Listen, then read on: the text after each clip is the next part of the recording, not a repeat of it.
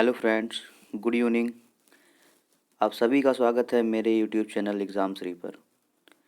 RRB NTPC exam के लिए जो आप तैयारी कर रहे हैं उसी के मद्देनज़र हम आज महाअभ्यास लेके आए हैं आपके सामने, और इसका प्रैक्टिस सेट डेली आपको कराया जाएगा, एक प्रैक्टिस सेट प्रीवियस ईयर का।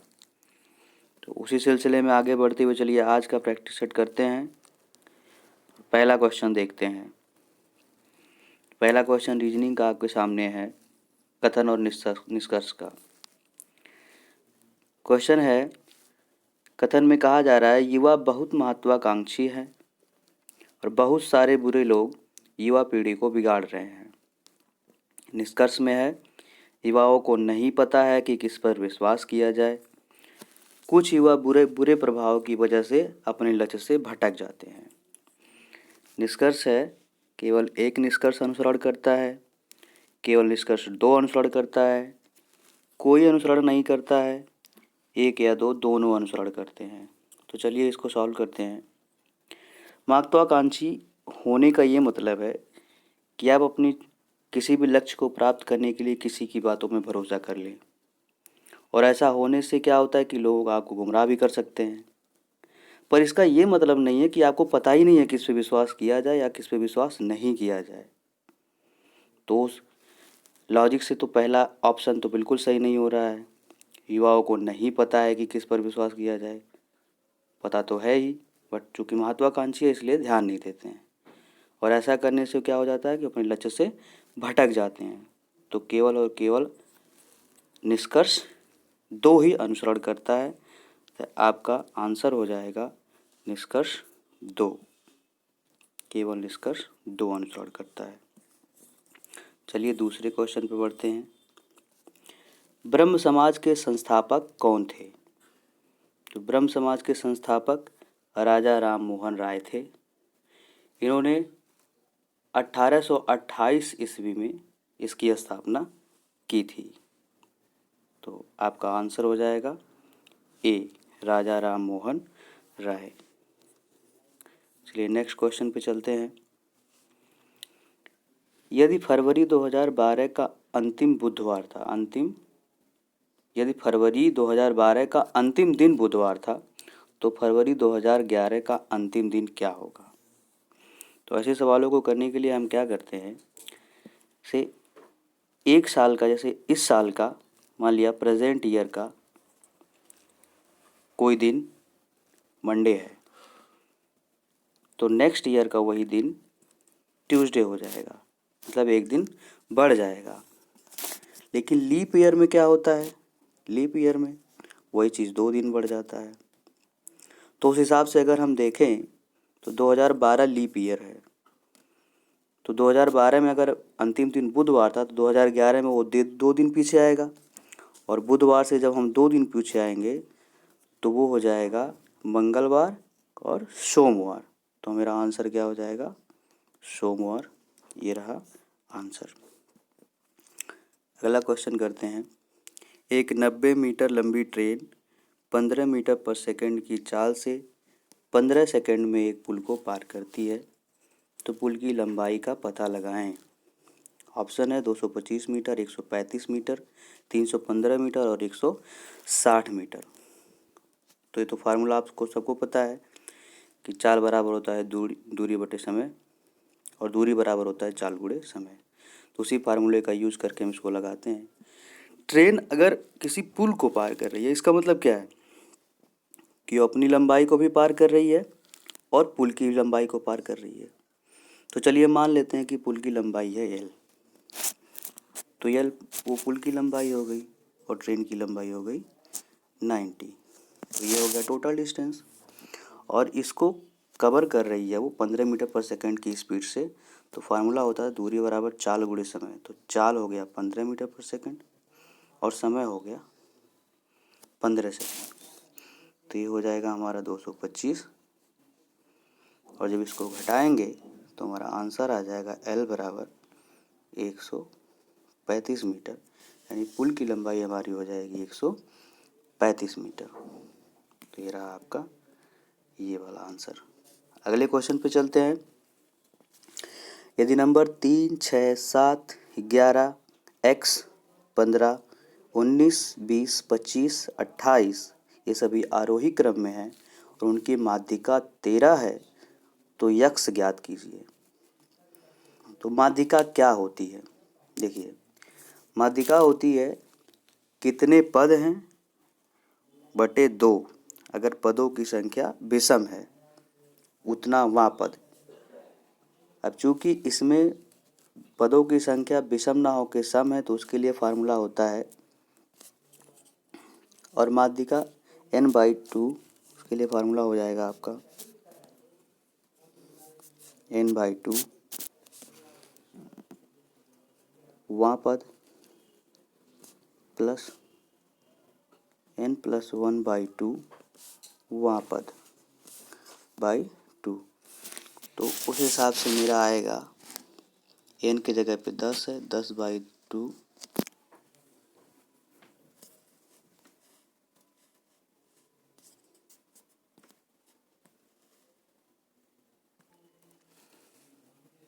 तो चलिए शुरू करते हैं इसको फिर से, लाइट चली गई थी। तो ये फार्मूला होता है n/2 वहाँ पद प्लस n/2 प्लस 1 वहाँ पद बाई 2। तो यहाँ पे n की संख्या है तो 10, तो 10/2 वहाँ पद प्लस 10/2 प्लस 1 वहाँ पद बाई 2। यहाँ पे मेरा आया 5वां पद प्लस 6वां पद बाई 2। तो मेरा 5वां पद क्या है? चलिए इधर देखते हैं थोड़ा सा। 5वां पद है यक्स, 6वां पद है 15/2 बराबर 13। इसको सॉल्व करेंगे तो हमारा आएगा आंसर 11। यक्स बराबर आ जाएगा 11। तो हमारा आंसर सही है, आंसर ए। चलिए नेक्स्ट क्वेश्चन पे चलते हैं। एक निश्चित कूट भाषा में किसी PORT को 2491 लिखा जाता है, MUCE को 6538 लिखा जाता है, तो उसी भाषा में कंप्यूटर किस प्रकार लिखा जाएगा? तो अब देखिए यहाँ पे ये कोड कैसे अरेंज किया गया है। P के लिए 2 लिखा जाता है, O के लिए 4 लिखा जाता है, R के लिए 9 लिखा जाता है, T के लिए 1 लिखा जाता है। इसी प्रकार M के लिए 6 है, U के लिए 5 है, C के लिए 3 है और E के लिए 8 है। तो हम इसको ऑप्शन में एलिमिनेट करते हुए चलेंगे। पहले देखेंगे हम C। तो C के लिए हमारे में दिया है यहाँ पे 3 हम देख रहे हैं केवल और केवल विकल्प B में है और विकल्प C में है, विकल्प B में है और विकल्प C में है। तो नेक्स्ट देखेंगे 3 के बाद 4 है, इसमें भी 3 के बाद 4 है, तो नेक्स्ट देखने की ज़रूरत नहीं है। उसका नेक्स्ट इसमें 6 है, इसमें 5 है, तो हम तीसरा वाला चेक कर लेते हैं। तो तीसरे नंबर पे है M। तो M का कोड क्या है इसमें? M का कोड है हमारे में 6। M का कोड यहाँ पे है 6। तो देखते हैं 6 किस में? 6 है दूसरे वाले ऑप्शन में, तो हमारा आंसर हो जाएगा 2। तो इस तरीके से हमारा आंसर आ गया। चलिए नेक्स्ट क्वेश्चन करते हैं। ये क्वेश्चन आपके सामने दिया गया है 3√121 माइनस √361 बाई √521 प्लस 2 प्लस √36। तो इसको सॉल्व करने के लिए हम क्या करेंगे? इसको हम सॉल्व करेंगे, ये 3 है, ये 3 है और ये 11 का लिखा था अंडर रूट में, ये 11 का वर्गमूल, इसका वर्गमूल निकालेंगे तो 11 आ गया, माइनस इसका वर्ग रूट निकालेंगे तो 19 आ जाएगा, बटा ये 23 का है प्लस 2 × 6। तो इसको जो हम सॉल्व करेंगे तो 33 माइनस 19 बाई, इसको सॉल्व करेंगे तो आ जाएगा मेरा 35। इसको जब हम काटेंगे तो आ जाएगा 2/5। तो हमारा ऑप्शन हो जाएगा 2/5। नेक्स्ट क्वेश्चन देखते हैं। समलंब चतुर्भुज यानी कि ट्रेपेजियम जिसकी सभी भुजाएं एक समान होती हैं, विपरीत भुजाएं एक समान होती हैं, समांतर विपरीत भुजाओं के दो जोड़े होते हैं, समांतर विपरीत भुजाओं का एक जोड़ा होता है। तो चलिए सबसे पहले हम एक समलंब बना ही लेते हैं। समलंब क्या होता है? आमने सामने की भुजाएं क्या होती हैं? समांतर होती है। यही होता है हमारा समलंब। तो इसमें हम क्या देख रहे हैं कि समांतर भुजाओं का केवल और केवल एक जोड़ा है, ना कि दो जोड़ा है। सभी भुजाएं समान भी नहीं है। विपरीत भुजाएं एक समान होती हैं तो दो केवल कोई भी समान नहीं है, इसमें केवल समांतर का ही कंडीशन फॉलो करता है। इसलिए हमारा विकल्प डी सही हो जाएगा। चलिए नेक्स्ट क्वेश्चन करते हैं। किस अभयारण्य को पूर्व में भरतपुर पक्षी अभयारण्य के रूप में जाना जाता था? पहला है समसपुर पक्षी अभयारण्य, मयानी पक्षी अभयारण्य, सलीम अली पक्षी अभयारण्य और केवलादेव राष्ट्रीय उद्यान। तो हमारा आंसर हो जाएगा इसका केवलादेव राष्ट्रीय उद्यान। इसका आंसर हो जाएगा केवलादेव राष्ट्रीय उद्यान। नेक्स्ट क्वेश्चन पे चलते हैं। ज्ञात करें, मैथ का क्वेश्चन है, y+1/3 plus y+2/5 is equal to 3। तो y का मान हमें पता करना है। ऑप्शन में 2.5, 4.25, 3.75, 3.25। तो इसको करना क्या है? सिंपली हम इसको सॉल्व कर लेते हैं।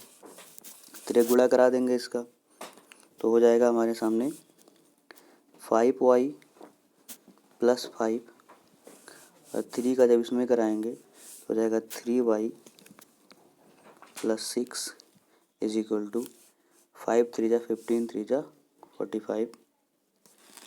जब इसको सॉल्व करेंगे तो ये 5 और 3 8y हो गया और ये 45 माइनस 5 और 6 उधर जाएगा तो ये 11 हो जाएगा। तो ये हो जाएगा 34, y बराबर हो जाएगा 34/8। तो इसको सॉल्व करेंगे हमारा 8 8 चौक 32, 4 दशमलव समथिंग आ रहा है। तो मतलब ये हमारा ऑप्शन बी सही है। नेक्स्ट क्वेश्चन पे चलते हैं।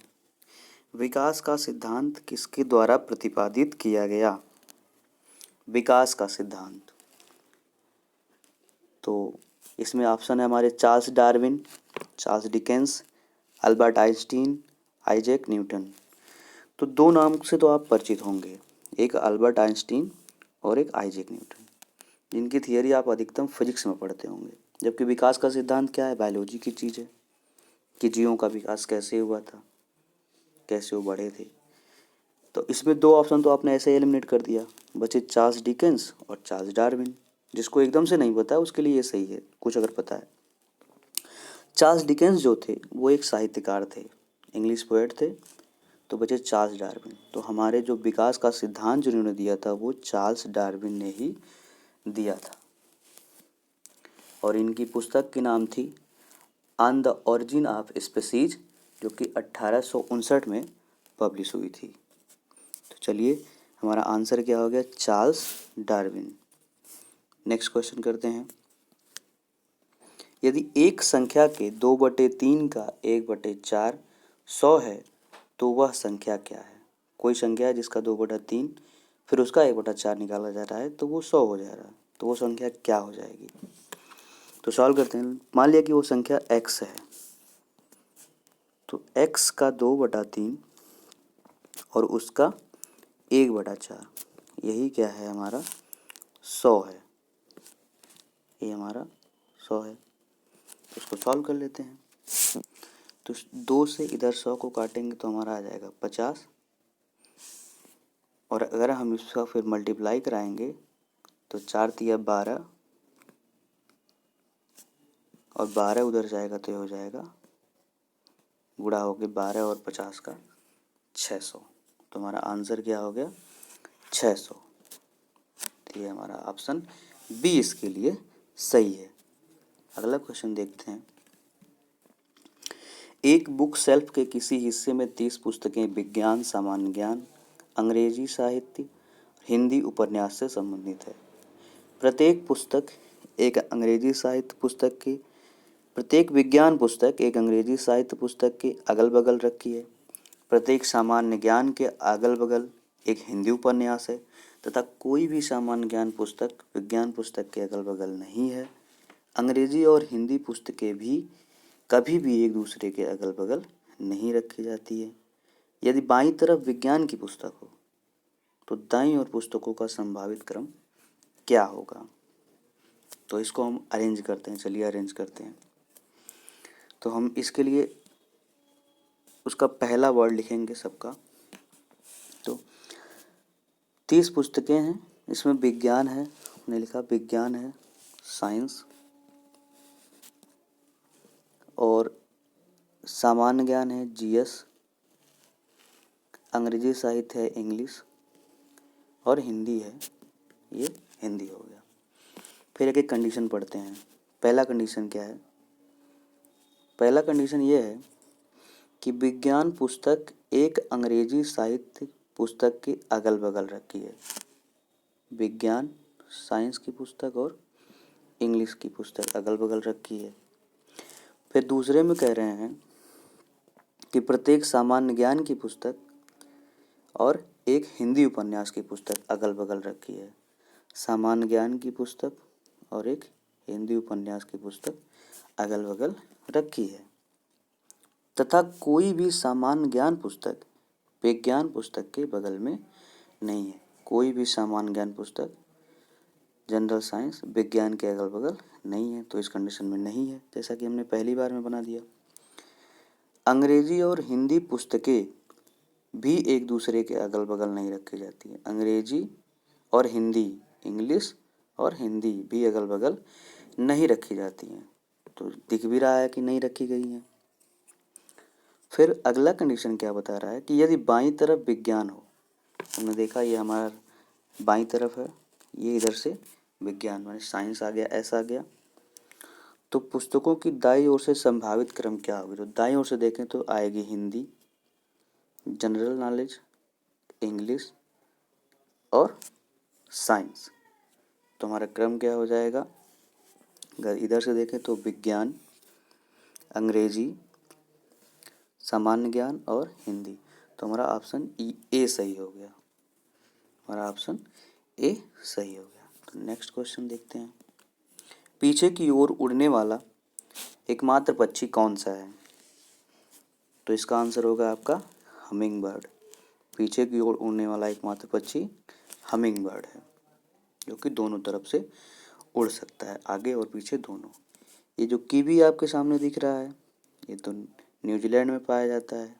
बाज आप सब जानते हैं, ऐसे ही अल्बाट्रस भी है। तो केवल पीछे और पीछे हमिंग बर्ड उड़ता है, तो हमारा इसका आंसर हो जाएगा ऑप्शन ए। चलिए नेक्स्ट क्वेश्चन करते हैं।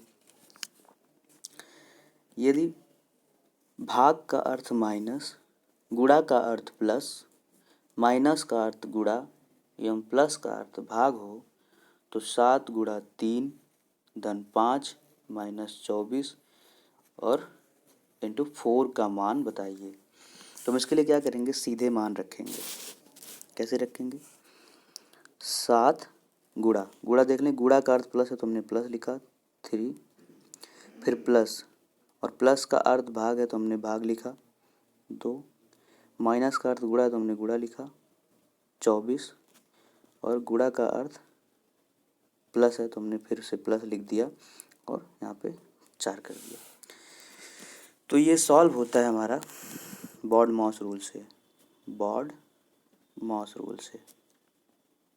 चलिए सॉल्व करते हैं। ब्रैकेट तो है नहीं, ऑफ भी नहीं है, तो डिवीजन को हम पहले सॉल्व करेंगे। तो ये 3/2 हो जाएगा, ये वाली चीज़ जो आपकी हो जाएगी ये 3/2 और गुणा 24। तो उसको जब हम काटेंगे तो 2 से कटेगा ये 12, और 12 का गुणा जब होगा तो हो जाएगा 36। तो हमारा सवाल क्या बन रहा है? ये क्वेश्चन 7 + 36 + 4। तो इसका जो हम सॉल्व करेंगे तो हमारा आंसर आ जाएगा 47। तो हमारा आंसर क्या आ गया? 47। यही इसका सही जवाब है। अगला क्वेश्चन करते हैं। लाइट पेन क्या है? तो एक कंप्यूटर में पाया जाने वाला पेन होता है, और इसका काम होता है किसी चीज़ को हम इनपुट जब करते हैं तो उसमें हाईलाइट करने के लिए या इरेज करने के लिए इसी तरीके से यूज होता है। तो ये एक इनपुट डिवाइस है। ये क्या है? एक इनपुट डिवाइस है। तो हमारा ऑप्शन क्या सही होगा? बी। तो चलिए नेक्स्ट क्वेश्चन पे चलते हैं। प्रतीकों के सही सेट का चयन करें। इनमें से कौन सा हम विकल्प पुट कर दें कि हमारा आंसर सही हो जाए। तो चलिए देखते हैं। अगर हमको लाना है 14, तो अगर हम पहले में ही 7 को पुट कर दें तो यहाँ से 7 और मल्टीप्लाई जब 7 करेंगे तो हमारा आ जाएगा 49। यहाँ अगर हम 7 पुट कर दें, मल्टीप्लाई पहले करेंगे तो 7 से 49 हो जाएगा। 49 में फिर 7 जोड़ेंगे और फिर भाग करेंगे तो 49 तो पहले ही ज़्यादा आ गया, तो ये मुझे 14 लाना, तो ये तो होगा नहीं। ऐसे ही इसमें भी गुणा है तो 7 से 49 इसमें भी वही हाल है, तो ये भी होगा नहीं, सब जुड़ ही रहा है। नेक्स्ट देख लेते हैं। अगर नेक्स्ट देखेंगे तो पहले में माइनस है तो 7 माइनस 7 मल्टीप्लाई 7 और डिवाइड 7। इसको सॉल्व करेंगे तो क्या आएगा? या पहले हम बॉड मास रूल अभी पीछे डिस्कस किए हैं, तो उसमें पहले हमको डिवीजन सॉल्व करना होता है, मतलब पहले भाग लगाना होता है। जब भाग लगाएंगे तो इस 7 से इस 7 को काटेंगे तो यहाँ पे आएगा 1, और जब 7 में 1 का मल्टीप्लाई करेंगे तो यहाँ क्या होगा? 7 माइनस 7, और हमारा आंसर आ जाएगा 0, जो कि हो नहीं सकता। तो इसका मतलब मेरा विकल्प क्या है? डी वाला सही है। तो ये हमारा विकल्प डी वाला सही हो गया। ये रहा हमारा क्वेश्चन नंबर 17 का आंसर। नेक्स्ट क्वेश्चन पे चलते हैं। पारिस्थितिकी तंत्र की संकल्पना को किसने परिभाषित किया था? तो पारिस्थितिकी तंत्र को आर्थर टांसले ने परिभाषित किया था 1935 ईस्वी में। Arthur Tansley. तो इसका विकल्प ए सही है, जो कि तीसरे नंबर पे दिया है। चलिए नेक्स्ट क्वेश्चन करते हैं। मानव शरीर में सबसे छोटी हड्डी कौन सी है? तो ये तो सब जानते हैं कि मानव शरीर की सबसे छोटी हड्डी होती है स्टेपिज। सबसे बड़ी हड्डी होती है जांघ की फीमर। ट्रेपेजियम तो आप जानते हैं, समलम अभी पीछे बताए हैं। टीबिया पैर की हड्डी होती है जो कि छोटी नहीं होती है, सबसे छोटी तो स्टेपिज ही होती है। तो हो गया आपका सी ऑप्शन सही। चलिए नेक्स्ट क्वेश्चन पे चलते हैं। सुभाष चंद्र बोस के पिता कौन थे? तो सुभाष चंद्र बोस के पिता ऑप्शन में दिया सत्येंद्र नाथ बोस, जानकी नाथ बोस, जगदीश चंद्र बोस और एस.एन. बोस। तो सुभाष चंद्र बोस के पिता का नाम था जानकी नाथ बोस। तो हमारा ऑप्शन बी सही है। नेक्स्ट क्वेश्चन पे चलते हैं। एक दुकानदार 20% और 10% की दो अनुक्रमिक छूट देता है और अपने उत्पाद के लिए 108 रुपये पाता है। तो वास्तविक मूल्य ज्ञात कीजिए। तो एक पहली बार तो 20% का छूट दिया, दूसरी बार वो 10% का छूट दिया, तो कुल छूट कितना दिया? एक तो हम इस तरीके से लगा सकते हैं कि कुल छूट पता कर लें फिर लगाएं। दूसरा तरीका क्या है कि हम डायरेक्ट लगाएं, बेसिक से लगा सकते हैं। और तीसरा तरीका हम फ्रैक्शन से लगा सकते हैं। तो हम क्या करते हैं, इसको फ्रैक्शन से लगाते हैं। चलिए तो हम इसको फ्रैक्शन से लगाते हैं। कैसे लगाएंगे? कह रहा है 20%, तो 20% का फ्रैक्शन क्या होता है? 1/5। और 10% का फ्रैक्शन क्या होता है? 1/10। छूट देने का मतलब क्या हुआ कि जो 5 का सामान था वो उसने 4 में दे दिया, और अगली बार जो 10 का सामान था वो उसमें 9 में दे दिया। तो मतलब दिया कैसे? ये 10 पचे 50 और ये ऐसे करते हैं 9 चौक 36, मतलब 50 का सामान उसने 36 में दे दिया। तो 50 का सामान 36 में दे दिया, और दिया उसने क्या कहा है कि उसने अपने उत्पाद को 108 रुपये में दिया है। माने यही 36 जो है यही 108 है। ये 108 है, तो 36 अगर 108 है तो एक कितना हो जाएगा? 3 के। तो 50 कितना हो जाएगा? 150 के। 50 कितना हो जाएगा? 150 के। तो हमारा ऑप्शन सी सही हो गया। उम्मीद करता हूँ कि आपको समझ में आ रहा होगा, और आएगा भी क्यों नहीं भाई।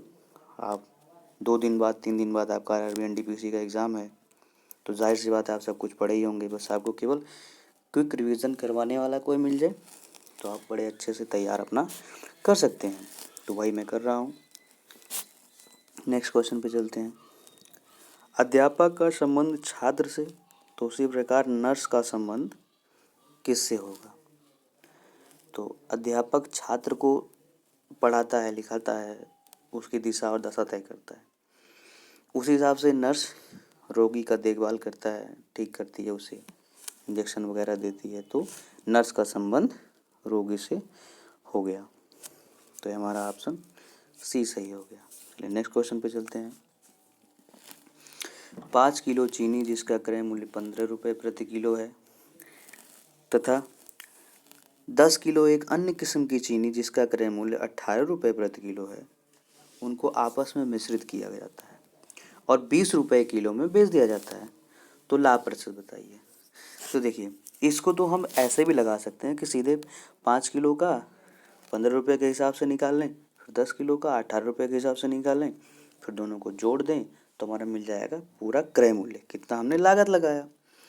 फिर टोटल मेरा 10 और 1 किलो और ये 5 किलो 15 किलो, 15 किलो को 20 रुपये के हिसाब से जब बेचेगा तो उसका हम निकालेंगे टोटल कितने में बेचा, तो हमारा मिल जाएगा विक्रय मूल्य।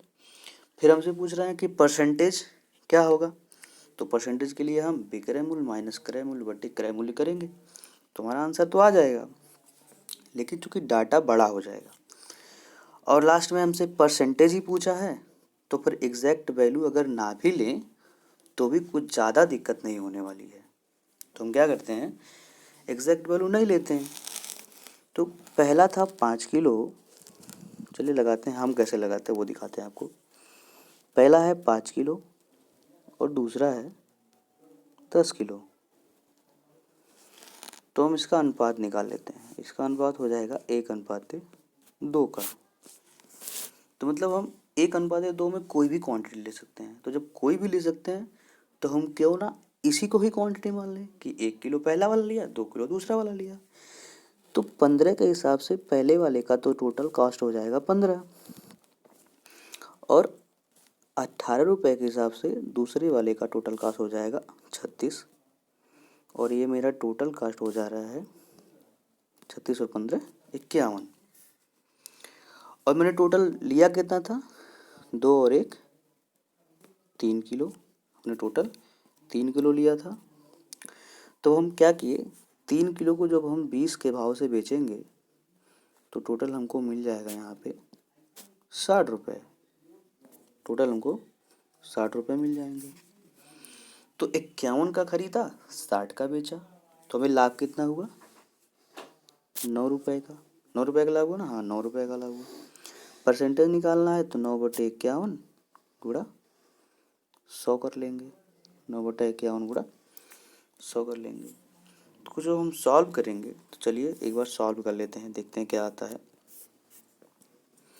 क्या आया था मेरा, 9/51 गुणा 100। तो चलिए करते हैं, एक बार भाग लगाएंगे 900 को, ऐसे काट लेते, 3 3 का 9, 3 3 51, तो हो गया 300 और 300 को अब 17 से भाग लगाते हैं तो 17 कम हो गया 17, यहाँ से बचा 13, 130। फिर भाग लगाइए, 17 से 102, 17 7 119, 17 8 136। तो मेरा जा रहा है 17 छक्का 102, 17 7 119, तकरीबन 17.65 के आसपास पहुंच रहा है। तो हमारा ऑप्शन हो जाएगा 17.65। नेक्स्ट क्वेश्चन चलते हैं। फ्रेंड्स, ये मेरा पहला वीडियो है, हो सकता है थोड़ा सा घबराहट की वजह से कहीं कैलकुलेशन मिस्टेक भी हो जाए, तो आप माइंड मत कीजिएगा, आप उतना समझते हैं। आप तरीका समझिए कि मैं क्या बताना चाहता हूँ, कैसे बताना चाहता हूँ। 2 धनात्मक पूर्णांकों का गुणनफल 375 है। जब एक संख्या को दूसरी संख्या से विभाजित किया जाता है तो 5/3 बचता है। तो सबसे छोटी संख्या ज्ञात कीजिए। तो अब इसको क्या करेंगे, आप यही करेंगे कि एक संख्या x है, दूसरी संख्या y है, तो x गुणे y 375 हो जाएगा। चलिए मैं आपको करके दिखा देता हूँ आप कैसे करेंगे। ऐसे करेंगे, एक संख्या x है, एक संख्या गुणे y है, तो आप करेंगे 375 है। फिर आप कहेंगे छोटी संख्या को, मान लिया x छोटी संख्या है, जब एक संख्या को दूसरी संख्या से डिवाइड करते हैं तो आप कहेंगे कि y को जब हम x से डिवाइड करते हैं तो हमारा आंसर आ जाता है 5/3। फिर आप यहाँ से x और y को सॉल्व करेंगे तो हो जाएगा 3y = 5x। फिर आप यहाँ पे मान रखेंगे, x और y का अलग अलग मान निकालेंगे। इस तरीके से आप सॉल्व करेंगे, लेकिन इतना लंबा हो जाएगा। चलिए इसको हम किसी दूसरे तरीके से सॉल्व करते हैं। उसको कैसे सॉल्व करेंगे? इसको हम सॉल्व करेंगे डिविजिबिलिटी रूल से, जो कि नंबर सिस्टम में मैं आपको आगे पढ़ाऊँगा। जब मैं 1 तारीख से संभवतः है मेरी क्लास चालू हो जाएगी वाइट बोर्ड पे, तो मैं आपको पढ़ाऊँगा। चलिए देखते हैं। तो इसमें क्या है, कह रहा है कि दो संख्या का गुणनफल 375 है। तो 75 जब मैंने देखा लास्ट में कि इसका यूनिट डिजिट 5 है, तो अगर यूनिट डिजिट 5 है फ्रेंड्स, तो उसमें कोई संख्या 20 तो हो ही नहीं सकती, क्योंकि अगर संख्या 20 है तो लास्ट में यूनिट डिजिट 0 हो जाना चाहिए था मल्टीप्लाई करने पे, जो कि नहीं है। और अगर मैं संख्या को मान लेता हूँ 12, संख्या को मैं मान लेता हूँ 12, तो ये तो नहीं हुआ, 20 तो नहीं हुआ। 12, चलिए 12 मैं कर लेता हूँ, 12 था। गो थ्रू ऑप्शन जा रहे हैं और डिविजिबिलिटी रूल लगा रहे हैं। तो 12 क्यों नहीं होगा? 12 इसलिए नहीं होगा क्योंकि 12 में है 4, 12 में आ रहा है 4, और अगर 4 आ रहा है तो ये संख्या भी 4 से हमारी कटनी चाहिए, जो कि कट नहीं सकती। तो 20 और 12 तो गए, बचे क्या? 15 और 25। तो चलिए दूसरा कंडीशन फॉलो करा लेते हैं। कह रहा है कि जब दूसरी संख्या को, एक संख्या को दूसरी से विभाजित किया जाता है तो बचता है 5/3। तो अगर मैं कहूँ एक संख्या 15 है और एक संख्या 25 है, इन्हीं को मैं दोनों संख्या मान लूँ तो, और देख लें तो 25 को जब मैं 15 से डिवाइड कर रहा हूँ तो मेरा आ भी जा रहा है 5/3। इसका मतलब ये सही हो सकता है। और इसका एक बार गुणा करके भी देख लेते हैं। गुणा करके देखेंगे तो हो जाएगा 15 × 25 = 75 को 5, 7 आया कैरी, 15 × 2 = 30, 7 × 37। तो हमारा मतलब यही संख्या मेरा सेटिस्फाई कर गया, 15 और 25। तो हमसे पूछा छोटी संख्या, तो छोटी संख्या हमारी हो जाएगी 15। छोटी संख्या क्या हो गई? 15। तो हमारा विकल्प कौन सा सही है? विकल्प हमारा सही है ए। चलिए नेक्स्ट सवाल करते हैं। आपको लग रहा है कि इसमें टाइम ज़्यादा लग रहा है, बट कुछ भी टाइम नहीं लग रहा है। जब मैं आपको समझा रहा हूँ तब टाइम लग रहा है। अगर आप उसको करेंगे तो बड़े ही आसानी से आप कर जाएंगे और बहुत जल्दी कर जाएंगे, उसमें कोई टाइम वाइम नहीं लगेगा। आप मुश्किल से 20 से 25 सेकंड में आप क्वेश्चन को कर सकते हैं। चलिए अगला क्वेश्चन है ब्लड रिलेशन का। तो ब्लड रिलेशन में पहले क्वेश्चन पढ़ लेते हैं, फिर आपको कुछ बताते हैं कुछ बातें। कह रहा है पी ए का पिता है जिसका बेटा एस है, एल के की माँ है जो एस की बहन भी है। तो आगे फिर आपसे कुछ क्वेश्चन पूछे जा रहे हैं, तो चलिए हम संबंध बनाते हैं। तो ब्लड रिलेशन के लिए सबसे पहले मैं आपको कुछ चीज़ें बता देता हूँ। अगर मैं सर्कल बनाता हूँ तो मतलब मैं फीमेल को लिखता हूँ। अगर मैं ट्रायंगल बनाता हूँ तो मतलब मैं मेल को लिखता हूँ। और अगर मैं एक खड़ी लाइन बनाता हूँ तो मतलब इसमें एक जनरेशन का गैप हो गया, एक पीढ़ी का अंतर हो गया, एक जनरेशन गैप हो गया, जनरेशन गैप जी। अगर मैं एक बड़ी लाइन बनाता हूँ तो मतलब सेम जनरेशन है, सेम जनरेशन। अगर मैं डबल लाइन बनाता हूँ तो मतलब वो मैरिड है, एम फॉर मैरिड हैं। ये तो हुआ आपकी कि मैं क्या सिंबल यूज़ करता हूँ, उसका मतलब क्या होता है। चलिए अब क्वेश्चन करते हैं। क्वेश्चन कैसे करेंगे? कह रहा है कि पी ए का पिता है, पी पिता है तो ये हो गया पी, और ये ए का पिता है। जिसका बेटा यस है, जिसका किसका? ए का बेटा एस है। फिर क्या कह रहा है? एल के की माँ है। एल जो है वो के की माँ है। एल माँ है तो एल हो गई माँ किसकी? के की। तो हमने एक जनरेशन ऊपर कर दिया, माँ है। जो एस की बहन भी है कौन एस की बहन है? के एस की बहन है। जो एस की बहन है कौन? के। जब भी जो की बात होती है तो नियरेस्ट देखते हैं हम, तो के एस की बहन हो गई, के एस की बहन हो गई।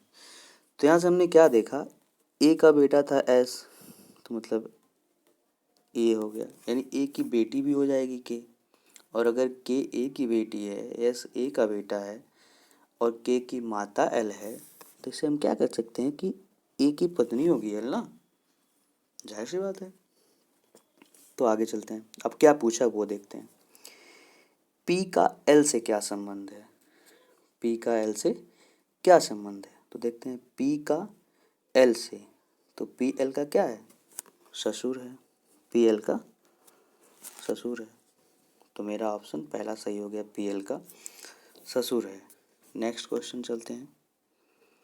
नेक्स्ट क्वेश्चन में कह रहा है ए का के से क्या संबंध है? ए का के से, तो हमने बनाया था ये पी, यहाँ पे हमने बनाया था पी, यहाँ पे ए, यहाँ पे एस, यहाँ पे के, यहाँ पे एल।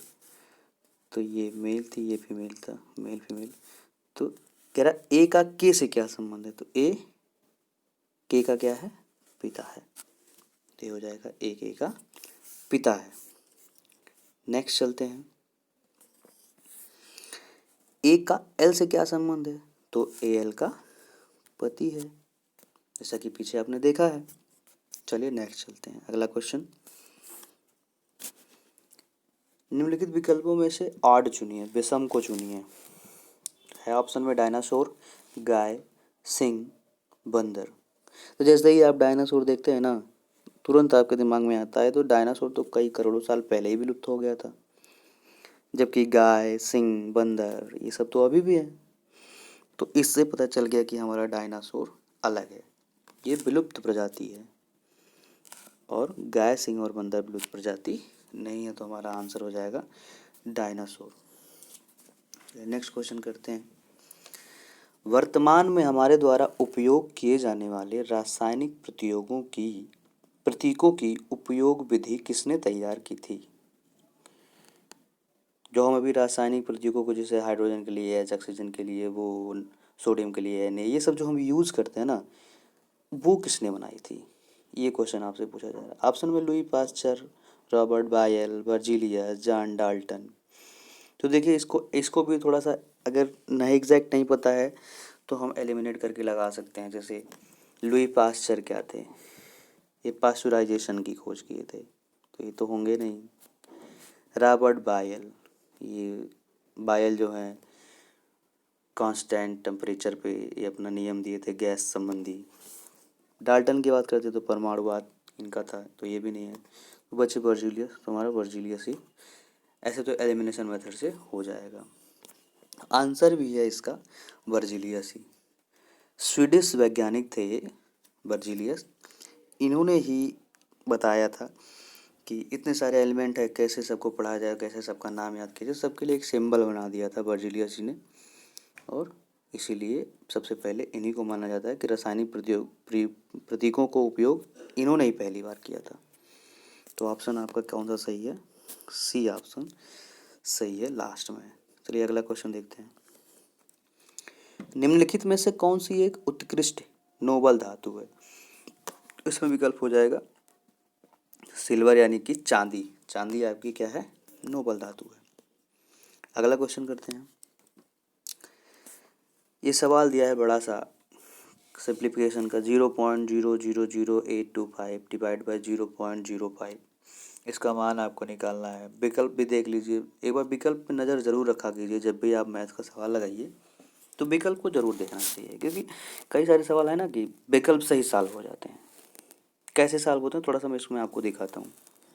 जैसे यही सवाल है, इसमें देख रहे हैं कि इसमें भी 165 केवल एक विकल्प डिफरेंट है। तो इसका मतलब पहले तो मैं एक बार भाग करके देख लेता हूँ। आप इससे आप देख के जान रहे होंगे कि इसमें केवल और केवल दशमलव का खेल और कुछ नहीं है। तो डिवाइड कर लेते हैं। 5 एकम 5, इससे हम डिवाइड करेंगे तो ये 5 एकम 5, 3 बचा 32, 5 छक 30, 2 बचा 25, 5 बचा 25, तो मतलब 165 तो आएगा ही आएगा। आ गया। ए में है, बी में है, सी में, तो डी में, डी हो ही नहीं सकता। बाकी चलते हैं, अब दशमलव का खेल है तो उसको देख लेते हैं। तो क्वेश्चन में जो था मेरे ना, उसमें 1 2 1 2 3 4 5 6 6 अंक पे दशमलव था, ऊपर नीचे था 2 अंक पे दशमलव। तो 6 अंक पे ऊपर था, 2 अंक पे नीचे था, तो इस 6 में से 2 तो घट जाएगा जब ये 2 वाला ऊपर जाएगा, तो बचेगा केवल 4। इसका मतलब केवल आंसर जो आएगा मेरे 4 अंक पे दशमलव होगा, और 4 अंक पे दशमलव केवल और केवल पहले विकल्प में है, इसलिए मेरा पहला विकल्प सही हो जाएगा।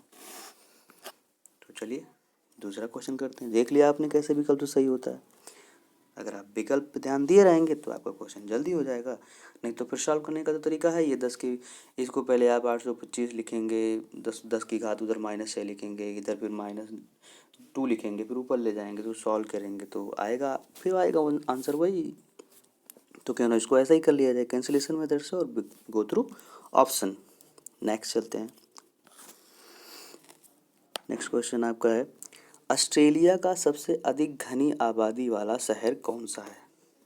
तो इसको सिंपली याद कर लीजिएगा, ऑस्ट्रेलिया का सबसे घनी आबादी वाला शहर मेलबर्न है। नेक्स्ट क्वेश्चन देखते हैं। ए और बी के वेतन का योग 25,000 रुपये है। वे अपने वेतन का 75% खर्च करते हैं। उनकी बचत का अनुपात 14:11 है, रुपए हैं। तो उनमें उनके वेतन का पता लगाएं, कितना कितना वेतन उनके पास है। टोटल वेतन उनके पास 25,000 है, दोनों अपने का 75% खर्च कर देते हैं, तो बचाते कितने हैं? क्योंकि बचाते जितना है हम उसका पता इसलिए लगा रहे हैं क्योंकि इसमें जो अनुपात दे रखा है ना, तो बचत का ही दे रखा है, तो हम बचत का अनुपात अगर निकाल लें तो वहाँ से मेरा कुछ काम बन जाएगा। चलिए देखते हैं। हमने कहा कि ए की जो वेतन था वो ए था, रे अपने वेतन का 25% बचा रहा है। ऐसे ही बी अपने वेतन का 25% बता रहा है, और वो दे रखा है 14:11। तो इसको जब हम कट करेंगे तो ये 25 से तो 25 कट जाएगा, तो बचेगा ए अनुपाते बी 14:11। तो हमने देखा ए और बी का जो वेतन का अनुपात है वो 14 और 11 का आ रहा है, और इन सारे विकल्पों में जैसा कि आप देख रहे होंगे, सारे विकल्पों में केवल और केवल 14 और 11 का अनुपात किस में है? बी वाले विकल्प में है, और किसी में नहीं है। तो इसका मतलब हमारा आंसर हो जाएगा बी वाला। हो गया। अगला क्वेश्चन करते हैं। एक परीक्षा में 25 प्रश्न हैं। प्रत्येक सही उत्तर के लिए 4 अंक दिए गए हैं, और प्रत्येक गलत उत्तर के लिए 2 अंक दिए गए हैं, काट लिए गए हैं। अगर सीमा ने 75 अंक हासिल किया तो कितने प्रश्न सही किए हैं? देखिए, इसको लगाने का कई तरीका है, लेकिन जो बिना सोचे आ जाए दिमाग में, वो तरीका मुझे लगता है सबसे अच्छा होता है, और वो तरीका है एलिगेशन का, मिश्रण का। मिश्रण का कैसे? गलत है सही है दोनों मिलाएंगे तो मिश्रण किए तो फिर कुछ कटेगा फिर आएगा, तो मिश्रण का ही सवाल हुआ। कैसे करते हैं उसको देखते हैं। मेरे पास टोटल क्वेश्चन है 25। मैंने कहा कि उस सब का सब सही कर देगा तो उसको 4 अंक मिल रहा है, और अगर सबका सब गलत कर दे रहा है तो उसको -2 अंक मिल जा रहे हैं। तो अगर सब सही करेगा तो उसको 100 अंक मिल जाएंगे, और अगर सब गलत करेगा तो उसको -50 अंक मिल जाएंगे। लेकिन उसको मिला कितना एक्चुअली? टोटल 70 अंक मिला। तो एलिगेशन हम कैसे लगाते हैं? इसमें से इसको सब्ट्रैक्ट करते हैं, घटाते हैं, यहाँ लिखते हैं, इसमें से इसको घटाते हैं, यहाँ लिखते हैं, अनुपात निकालते हैं। तो वही हम करते हैं। 70 में से 50 घटाएंगे तो 70 माइनस 50 करेंगे तो माइनस के साथ ये ऑलरेडी माइनस ही है एक, तो माइनस माइनस प्लस हो जाएगा, तो 120 हो जाएगा। इधर जब घटाएंगे तो ये 30 हो जाएगा, ऐसे इसका 30 हो जाएगा, इसका ये हो गया। अनुपात निकालेंगे तो ये आएगा 4:1। तो हमने देखा कि 4:1 का मैंने 4 अगर सही कर रहा है तो 1 गलत कर रहा है, तो टोटल है उतना किसका 5 आया, और 5 25 के बराबर है। 5 किसके बराबर है? 25 के। तो हमसे पूछा कितना है, कितने सही किए, मैंने 4, तो 4 कितना हो जाएगा? 20 के बराबर हो जाएगा। 4 कितना हो जाएगा? 20 के बराबर हो जाएगा। समझ में आया? चलिए आगे बढ़ते हैं। एक तालिका दी गई है, इसमें सारे बच्चे दे गए हैं कि 0 से 10% कौन पाता है, 11 से 20% कौन पाता है, 21 से 30% कौन पाता है, ये सब दिया गया है। तो सीधे सीधे क्वेश्चन पे चलते हैं कि कितने परसेंट विद्यार्थी ऐसे हैं जो 80% से ज़्यादा अंक प्राप्त किए हैं। कितने ऐसे विद्यार्थी हैं जो 80% से ज़्यादा अंक प्राप्त किए हैं, तो देख लेते हैं भाई। तो सबसे पहले तो मुझे टोटल विद्यार्थी पता करना पड़ेगा, और टोटल विद्यार्थी के लिए हम क्या करेंगे, 5 को, 6 को, 16 को, 22 को, 26 को, 18 को, 11 को, 6 को, 4 को, 3 को मुझे जोड़ना पड़ेगा, तब तो मुझे टोटल विद्यार्थी पता चलेंगे। तो जब इन सब को जोड़ेंगे तो हमारा आ जाएगा 120 टोटल। 120 हमारा टोटल आ जाएगा। और गिरा 80% से ज़्यादा, 80 से ज़्यादा, तो हमने देखा कि 70 से 80 के बीच में 6 हैं, इसका मतलब इसके बाद वाले ही 80 से ज़्यादा होंगे। तो 80 से ज़्यादा कितने हैं, 4 और 3, 7 लोग हैं 80 से ज़्यादा। तो हमारा जो सवाल है वो 80 से ज़्यादा वाले कौन है, 7। तो 7 120 का कितना परसेंट होगा, यही हमको निकालना है। 7 120 का कितना होगा, यही हमको निकालना है। अब एक बात देखिए कि अगर ये 100 होता, 7 100 में अगर देखते तो ही 7% होता। देखिए देखिए वही बात है कि विकल्प पे आप कितना ध्यान लगाते हैं। इसमें ऑप्शन है 7%, 5.8%, 8.5%, 8%। तो हम ऑप्शन से अगर चले जाएंगे तो बिना कैलकुलेट किए ही इसका जवाब दे सकते हैं। कैसे दे सकते हैं, ऐसे दे सकते हैं कि अगर ये 120 बच्चे होते, 120 की जगह पे 100 ही होते, मान लिया ये 100 ही होते, तो क्या होता, 100 में 7 होते तो 7% हो जाता। तो 100 में 7 है तो 7 हो रहा है, 120 में 7 है तो परसेंटेज घटेगा है। ज़्यादा में अब वो ज़्यादा हो जा रहे हैं, ज़्यादा में कम है तो परसेंटेज घटेगा। और 7 से कम केवल और केवल एक ही परसेंटेज है जो कि 5.8 है। तुम्हारा आंसर हो जाएगा 5.8। आगे चलते हैं। यदि उत्तीर्ण प्रतिशत 41 हो तो कितने प्रतिशत विद्यार्थी उत्तीर्ण हो जाते हैं। उत्तीर्ण प्रतिशत 41 हो मतलब जो पासिंग मार्क्स है वो 41% है। तो इसका मतलब जो 41% से ज़्यादा पाए होंगे वो पास हो गए होंगे, जो 41 से कम पाए होंगे वो फेल हो गए होंगे। तो इसमें देखते हैं कि हमारे पास जो टोटल बच्चे थे ना वो थे 120, और 41 से ज़्यादा पाने वाले लोग जो थे वो 26, 18, 11, 6, 4 और 3। तो उससे कम पाने वाले क्या थे, 22, 16, 9 और 5। और ये टोटल जो हमारे हो जाएंगे वो हो जाएंगे जोड़ने पे 52। टोटल क्या हो जाएंगे, 52। तो 52 का हम परसेंटेज निकाल लेते हैं चुपचाप, कुछ नहीं करना है, 52 का हमें परसेंटेज निकाल लेता है। तो 52 का जब हम परसेंटेज निकालने चलेंगे, 52 का 120, 120 का 52 कितना परसेंटेज होगा, तो ज़रा देखेंगे हम कि 52 120 के आधे से कम है। क्या है, इसके आधे से कम है। तो इसका मतलब ये हुआ कि 50 से कम होगा, और अगर 50 से कम होगा तो ये 62 तो होने से रहा, और 50 से थोड़ा ही कम है तो 40, ये 22 भी नहीं होगा, 40 और 43 होगा। 40 नहीं होगा कैसे, ये देख लेते हैं। 120 का 40% अगर मैं निकालूंगा तो केवल और केवल आएगा 48। 120 का 40% जब आप निकालेंगे ऐसे तो आ जाएगा 12 चौका 48, 200 से 200 नीचे आएगा, 100 वो कट जाएगा तो 48 आएगा। इसका मतलब ये 40 भी नहीं होगा। तो हमारा ऑप्शन क्या है, सी सही है। तुम्हारा ऑप्शन क्या है, सी सही है। तो आप विकल्प पे एक नज़र जरूर गड़ाए रखेंगे, जिससे आप जल्दी से जल्दी सवाल को सॉल्व कर सकते हैं। अगला सवाल देखते हैं, उसी का है। उन विद्यार्थियों का प्रतिशत क्या होगा जिन्होंने 41% से 70% के बीच में अंक प्राप्त किए हैं। 41 से 70 यानी ये से ये, क्योंकि इधर तो 70 से ऊपर चले जाए, 41 से 70 के बीच में तो है हमारे पास 26, 18 और 11। 26, 18 और 11 तो हो जा रहे हैं वो 55। और टोटल कितने थे, 120। परसेंटेज निकालना है, कोई बात नहीं। फिर वही बात पिछली बार हमने देखा था, पिछले ही क्वेश्चन में कि जो 52 था वो 43% था, तो 3 ज़्यादा बढ़ रहा है, थोड़ा सा बढ़ जाएगा तो हो जाएगा 45%। तो हमारा आंसर हो जाएगा बी। नेक्स्ट क्वेश्चन करते हैं। निम्नलिखित में से, इनमें थोड़ा सा मिसप्रिंट है, निम्नलिखित में से ऐसा नहीं, निम्नलिखित में से कौन सा एक न्यूनतम छिद्रयुक्त है, मतलब जिसमें कम छेद हैं। उसमें अगर एब्जॉर्प्शन देखा जाए तो कम होगा, पानी कम आएगी। ऑप्शन देखते हैं, रेतीली मिट्टी, गाद भरी मिट्टी, चिकनी मिट्टी, खारी मिट्टी। तो इसको सिंपली याद कर लीजिए, चिकनी मिट्टी। इसमें आपका चिकनी मिट्टी आंसर हो जाएगा। नेक्स्ट क्वेश्चन चलते हैं।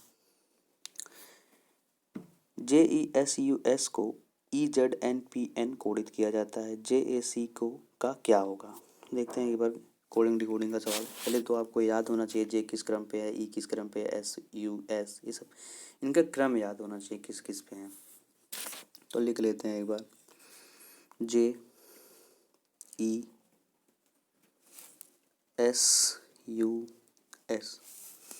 तो जे है 10, ई है 5, ये 19 है, ये 21 है, ये 19 है। इसके लिए जो हम लिखे हैं वो लिखे हैं EZNPN।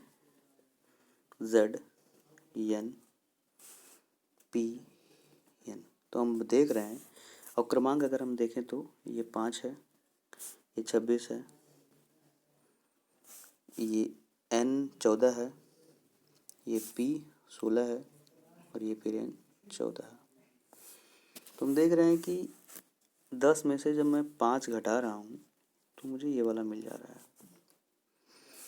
ऐसे ये 5 मतलब ई है, जड़ के ऊपर मुझे देखना पड़ेगा। तो 26 5 31 होता है, 31 में से 5 घटाएंगे तो 26 आएगा। तो यहाँ पे मतलब भी -5 ही है। कलर चेंज कर लेते हैं थोड़ा सा। हाँ, फिर ऐसे देखते हैं, आगे चलते हैं।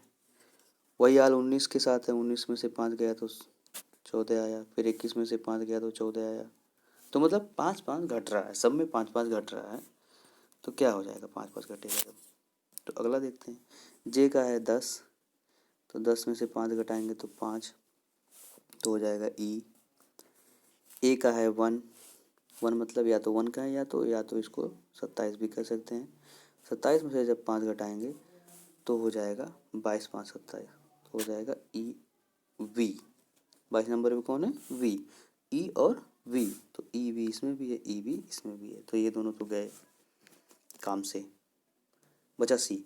सी किस नंबर पे, 3। 3 यानी कि 29। 29 में से 5 घटाएंगे तो क्या हो जाएगा मेरा, 24। 29 में से क्या घटाएंगे तो 5, तो हो जाएगा 24। और 24 क्या होता है, 24 होता है यक्स। और आया ई वी एक्स, क्या आया, ई वी और एक्स। किस में आया, ई वी एक्स, बी में, तो केवल बी सही है। क्या सही है, बी। ये बी हमारा सही है, बी यहाँ है, बी हमारा सही है। अगला क्वेश्चन करते हैं। अगला क्वेश्चन है हमारा, दुनिया में बोली जाने वाली दूसरी सबसे बड़ी भाषा कौन सी है। दुनिया में बोली जाने वाली दूसरी सबसे बड़ी भाषा कौन सी है। तो जैसा कि आप देख रहे होंगे कि ये पेपर जो है ना वो 2016 का है। कैसे कैसे देख पाएंगे, मतलब दिखाया ही नहीं, तो बता दे रहा हूँ, ये 2016 का पेपर है। तो उस समय पे पहले पे मैंडारिन हुआ करती थी और दूसरे नंबर पे स्पेनिश हुआ करती थी। ये पहले नंबर पे हुआ करती थी, ये दूसरे नंबर पे हुआ करती थी। लेकिन अभी जो हाल ही का रिपोर्ट आया उसमें बदल गया। पहले नंबर पे हो गई है हमारी इंग्लिश, दूसरे नंबर पे हो गई है, कलर चेंज करते हैं, पहले नंबर पे है इंग्लिश, दूसरे नंबर पे है मैंडारिन। तो दूसरे नंबर पे पूछा है तो मैंडारिन, तो ए हमारा सही हो जाएगा। मैंडारिन कहाँ की भाषा है, चाइना की, याद रहे। नेक्स्ट क्वेश्चन, निम्न में अन्य से एकदम भिन्न को चुनिए, मतलब अलग है, ऑड कौन सा है। ऑप्शन देखते हैं, दौड़ना, कूदना, योग, टहलना। तो आप क्या देख रहे हैं, दौड़ना भी जानते हैं क्या होता है, दौड़ना मतलब दौड़ना सिंपली, कूदना ये भी दौड़ का ही एक हिस्सा होता है। कोई कोई कूद कूद के दौड़ता है, ऐसे ही कूद कूद के दौड़ता है। टहलना मतलब भी चलना। योग एक अलग क्रिया हो जाती है। तो इसमें कौन सा विकल्प अलग दिख रहा है हमको? योग। तो हमारा हो जाएगा ऑप्शन सी सही है, योग। नेक्स्ट क्वेश्चन चलते हैं। 2 अंकों की 2 संख्याओं का गुणनफल 2160 है, उनका लघुत्तम समापवर्तक 180 है, तो संख्याएं ज्ञात कीजिए। तो अभी अभी मैंने आपको बताया था कि जब भी हम सॉल्व करेंगे क्वेश्चन को तो हमारा जो ध्यान रहेगा वो विकल्प की तरफ ज़्यादा रहेगा, मतलब ज़्यादा का थोड़ा सा रहेगा उसकी तरफ, कि कहीं ऐसा तो नहीं कि मैं उसको विकल्प से सॉल्व कर लूँ। बिल्कुल कर सकते हैं। बोल रहे हैं 2 संख्याओं का गुणनफल 2160 है और उनका एलसीएम 180 है। तो अगर हम इसको बेसिक से सॉल्व करें तो आप क्या करेंगे? आप यही करेंगे, सीधे सीधे बोलेंगे कि एलसीएम गुणे एचसीएफ बराबर होता है पहली संख्या गुणे दूसरी संख्या। तो यहाँ से आप एलसीएम दिया, एचसीएफ नहीं दिया, पहली संख्या गुणे दूसरी संख्या दिया है, तो आप यहाँ से एचसीएफ निकालेंगे। फिर एचसीएफ से आप संख्या मानेंगे। मान लिया एचसीएफ आ गया कुछ भी एक्स, तो आप संख्या मानेंगे एक पी एक्स, एक मानेंगे क्यू एक्स। फिर आप उसका गुणा कराएंगे, फिर आप उसका क्या कराएंगे? गुणा कराएंगे, कहेंगे पी एक्स गुणे क्यू एक्स बराबर है 2160। फिर वहाँ से आप एक्स का मान निकालेंगे, फिर यहाँ से आप वैल्यू पुट करेंगे, इतना लंबा सारा करेंगे। लेकिन हम क्या कह रहे हैं कि हम ऐसा नहीं करते हैं। हम ऐसा कर लेते हैं ना कि हमारे पास जो कंडीशन है उसी को हम सेटिस्फाई करवा लेते हैं। तो उसको सेटिस्फाई कैसे करवा सकते हैं? पहला तो सब में फॉलो हो रहा है लगभग कि गुणा सबका सेम ही है। 72 30 का गुणा करेंगे तो 2160 आएगा। 30 36 का करेंगे तो 36 छक्का 216, ये भी 160 आएगा। 45 48 करेंगे तो ये भी 160 आ जाएगा। 54 40 करेंगे तो ये भी 160 आ जाएगा। दूसरा मेरे पास बचता है केवल और केवल एलसीएम। तो एलसीएम अगर मैं 72 और 30 का निकालूँ, ध्यान दीजिएगा, 72 और 30 का एलसीएम में निकालूंगा तो एलसीएम अगर मैं 72 मान लूँ तो 72 में मेरे 6 है, 6 12 72, इसमें भी 6 है, इसमें 5 है, इसमें 5 नहीं, तो इसमें मैं 5 का गुणा करा दूंगा तो मेरा क्या हो जाएगा? 5 दूना 10, 5 से 35 है 36, इसका एलसीएम आ जा रहा है 360। ये तो होगा नहीं क्योंकि एलसीएम कह रहा है 180 है। अगला देखते हैं 36 और 60। अगला क्या है? 36 और 60। तो 36 60 का एलसीएम देख लेते हैं। बड़ी संख्या को हम एलसीएम मान लेते हैं, 60 को हमने मान लिया एलसीएम है। लेकिन 60 एलसीएम है कि नहीं हम कैसे पता लगा पाएंगे? 60 में 12 है और 36 में भी 12 है। 12 36 और 12 बचे 60। लेकिन इसमें 3 एक एक्स्ट्रा है, इसमें वो 3 नहीं है, तो इसमें हम 3 से गुणा करा देंगे तो ये हो जाएगा 180। तो इसका एलसीएम आ गया 180। तो मतलब यही संख्या मेरी थी 36 और 60, क्योंकि इसका एलसीएम आ गया 180। तो हमारा विकल्प बी सही हो गया। आगे निकालेंगे तो आप एलसीएम आएगा नहीं, ना तो 54 40 का आएगा, ना तो 45 48 का आएगा। देख लीजिएगा निकाल के आगे। मैंने इतना कर दिया, अब आप समझ गए होंगे क्या करना है आगे। नेक्स्ट क्वेश्चन, थॉमस कप किस खेल से जुड़ा हुआ है? तो थॉमस कप बैडमिंटन से जुड़ा हुआ है। जैसे ये सब जो इम्पोर्टेंट टॉपिक है कि कौन सा कप किस खेल से जुड़ा हुआ है, या कुछ और आस्कर वास्कर, या किस खेल में कितने खिलाड़ी होते हैं, किस खेल में कौन कौन सा पुरस्कार दिया जाता है, ये सारी चीज़ें आप कमेंट बॉक्स में लिख दीजिएगा कि आपको चाहिए कि नहीं चाहिए। आप इंटरेस्टेड होंगे तो हम उस पर भी किसी दिन टाइम निकाल के वीडियो बना देंगे। अभी तो फिलहाल ये मेरा पहला दिन है, उम्मीद करता हूँ कि आपको पसंद आएगा। पहले तो कभी इस प्लेटफॉर्म पर पढ़ाया नहीं हूँ, इसलिए हो सकता है कि थोड़ा सा मैनेज करने में मुझे दिक्कत हो, बट धीरे धीरे सब सही हो जाएगा। आप सपोर्ट करिए, हम सही हो जाएगा। अगला क्वेश्चन देखते हैं, सबसे बड़ा स्तनपायी कौन सा है? ब्लू व्हेल, सब जानते हैं। अगला क्वेश्चन, पेन का लेखक से वही संबंध है जो सुई का है। तो संबंध पहले देख लेते हैं। पेन का यूज कौन करता है? लेखक। तो सिर्फ सुई का यूज कौन करेगा? दर्जी। नेक्स्ट क्वेश्चन, भारत में के 2016 में मुख्य न्यायाधीश कौन थे? तो 2016 में हम क्यों पता करें, हम अभी 2020 का पता कर लेते हैं। 2020 में कौन है? तो 2020 में कौन है? शरद अरविंद बोबड़े, शरद अरविंद बोबड़े, बोबड़े ये हैं। नेक्स्ट, जो रंजन गोगोई का स्थान लिए हैं। नेक्स्ट क्वेश्चन, यदि 10 पुरुष 8 दिन में एक नहर की खुदाई कर सकते हैं तो 15 पुरुष इस कार्य को पूरा करने के लिए कितना समय लेंगे। चलिए इसको हम MDH वाले फार्मूले पे करेंगे। आप सोच रहे होंगे आप MDH कौन सा फार्मूला है, जो इसे जानते होंगे, बट अपना अपना पढ़ाने का तरीका है।